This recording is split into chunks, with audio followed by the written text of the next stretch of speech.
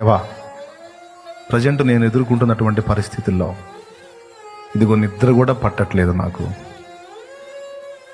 Present సిచ్యువేషన్లో నీ అవసరత నాకు చాలా ఉంది దేవా. నువ్వు జోక్యం చేసుకోకపోతే మాత్రం నా వల్ల కాదు. నువ్వు హాయిగా తిని నిద్రపోతా ప్రార్థన చేస్తే అది కామన్ విషయం, ఓకే, రాసుకుంటాడు, అది కూడా దృష్టిలో పెట్టుకుంటాడు. కానీ తిండి నిద్ర కూడా పక్కన పెట్టి నువ్వు దేవుని వైపు చూసావంటే నువ్వు ఒక సంకేతాన్ని ఇస్తున్న దేవునికి.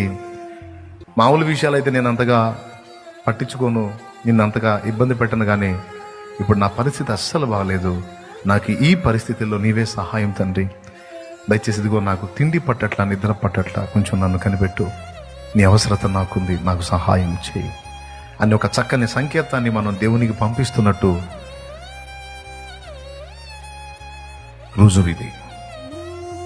అందుకే ప్రార్థన చేయండి. కొన్ని మొండివి మిమ్మల్ని పీడిస్తుంటే దాని విషయంలో దేవుని అవసరత నీకు ఇంకా ఎక్కువ ఉన్నట్టు గుర్తించి ఉపవసించి ప్రార్థించు అన్నాడు యేసయ్య.